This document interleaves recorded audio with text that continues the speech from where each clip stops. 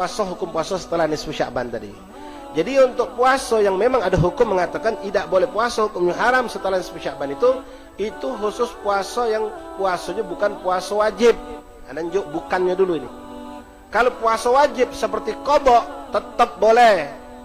Ustaz, kami ini tinggal 7 hari lagi qadha puasa. Uji wong kami tinggal 10 hari lagi qadha puasa. Uji wong habis nisfu Sya'ban tak boleh puasa lagi. Nah, uji wong tu wong mana? Ya, wong yang tak paham. Kalau wong paham tidak, yang qadha tetap boleh setelah nisfu Sya'ban. Jadi boleh kami qadha habis nisfu Sya'ban? Boleh. Karena itu puasanya puasa wajib. Qadha itu hukumnya wajib. Jadi boleh. Nah, sekarang qadha ila agak habis nisfu Sya'ban lanjutkan. Dilanjutkan. Jelas.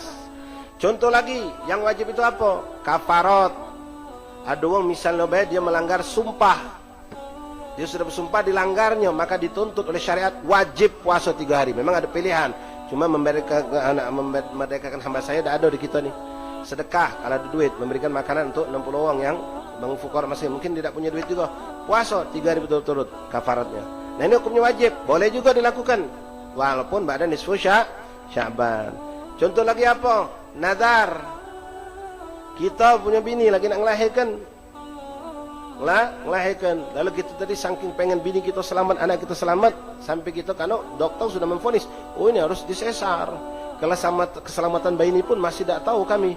Kenapa? Terlelet 3 keleletan. Leher tadi itu, entah usus tadi. Misal, ya Allah bermunajat kita. Sampai kita bermunajat lalu kita ngomong, ya Allah aku bernazar, ya Allah seandainya engkau selamatkan anak dan istriku, maka aku akan puasa 3 hari berturut-turut setelah lahir dan selamat bini aku. Subhanallah, lahir tanggal 17 Sya'ban.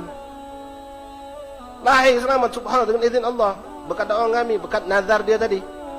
Tanggal 17 Sya'ban lahir. Maka dari tanggal 18, 19, 20 wajib dia puasa. No, itu kan habis di Sya'ban sudah Ustaz. Dah kata kita, karena puasa wajib. Karena nazar. Jelas itu pertama puasa wajib. Boleh tetap. Kedua puasa sunnah yang memang sudah didawamkan. Puasa sunnah yang memang sudah didawamkan tetap boleh dilakukan walaupun setelah nisfu Sya'ban. Ummahat, hubabat, akhwat, ikhwan sekalian sudah biasa Senin Kemis. Silakan. Nanti kan hari Senin depan itu nisfu Sya'ban.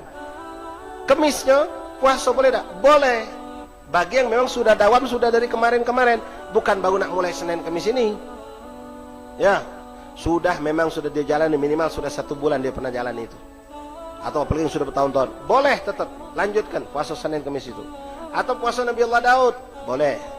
Atau Ayyamus Saud, tanggal 27, 28, 29, Ayyamus Sawat. Ya, 27, 28, 29 setiap akhir bulan boleh dia puasa tetap. Kalau memang dia sudah istiqomah dawam. Jelas ikhwan.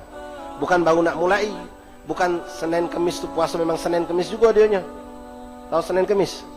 Oh, budak ini semayang Senin Kemis Ustaz. No, ada Senin Kemis semayang. Arti kadang semayang, kadang tidak. Senin semayang, Selasa baru tidak puasa, tidak semayang, Kamis puasa, tidak semayang juga, baru semayang. Kan ada yang cek itu kan Senin Kemis, budak ini mana ke majelis Senin Kemis dia masih. Ya Senin Kemis bagus, Senin Kemis majelis ya. Bukan maksudnya tidak nyambung, tidak istiqomah. Kalau istiqomah boleh. Itu yang kedua. Jelas ikhwan. Kemudian yang boleh juga puasa setelah nisfu Sya'ban, puasa sunnah yang walaupun belum kita dawamkan. Puasa sunnah mutlak yang kita puasai tanggal 15 Sya'ban. Kita puasai kuncinya di 15 Sya'ban. Ya, kuncinya di 15 Sya'ban atau nisfu Sya'ban.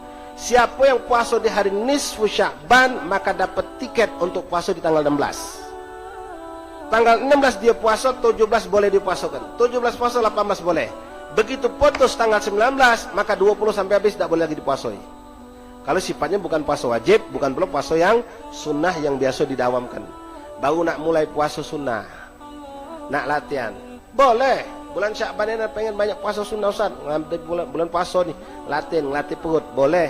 Tapi harus pakai ilmu. Kalau puasa sunnah mutlak, apa itu sunnah mutlak? Puasa sunnah tanpa nama. Anak pengen besok nak puasa, boleh tak? Boleh. Tapi besok kan hari Selasa Ustaz. Mana ada puasa Selasa Ustaz? Boleh, namanya puasa sunnah mutlak. Tak ada larangan. Yang larangan haram puasa itu cuma ada 5. Lebaran Idul Adha, Lebaran Idul Fitri, 1 Syawal, 10 Zulhijjah, kemudian 11, 12, 13 Zulhijjah, ayyamut tasyrik, itu yang diharamkan. Sisanya boleh kita puasa.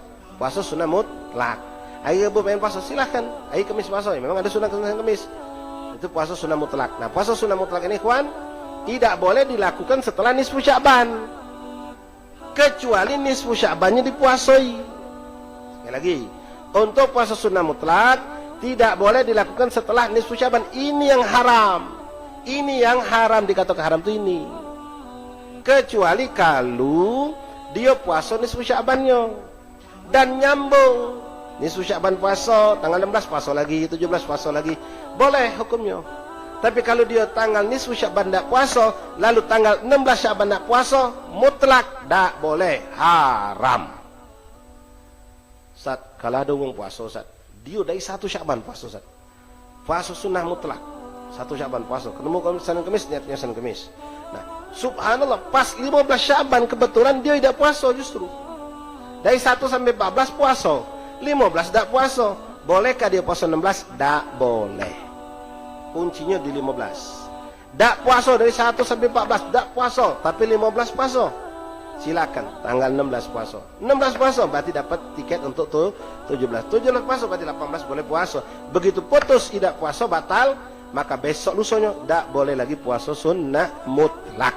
Yang boleh kalau sunnah yang didawamkan atau puasa yang hukumnya wajib tadi. Jelas ikhwani? Mudah-mudahan jelas. Nah, inilah pentingnya ilmu ikhwan. Ana mungkin sering cerita nih sama kamu. Dulu saya belum mondok, ya. Berkawan lagi semangat-semangatnya habaib, semangat semangat habaib, semangat ibadah. Cuma saya semangat tidak pakai ilmu. Jadi anak punya sahib masih hidup sahib anak, cuma tidak mungkin nak ceritakan namanya. Ya. Dia orangnya hebat, masih semangat. Dia ngomong sama anak, ya anak, panggil anak Ki, ya dulu ya, kawan-kawan Ki, anak insyaallah tahun ini nak puasa 40 hari. Cak hari inilah nak. Awal-awal Sya'ban. Anak nak puasa 40 hari tahun ini. Oi, puasa apa jadi 40 hari? Ramadan 30 hari kan ni. Mengas sudah kita. Oh, aku nak 40 hari. Aku nak mulai dari tanggal 20 Sya'ban jadi. 20 Sya'ban, 21, 23 sampai 30 sambung Ramadan 40. Oh, kagum mana dulu ikhwan? Masya-Allah. Pas tahu buyan katanya. Ngapa ikhwan? Bukan cuma tidak diterima Allah puasanya 10 hari Sya'ban itu 20, dari tanggal 20, 21, 2 sampai 29 sampai 30 itu dia sio-sio ikhwan.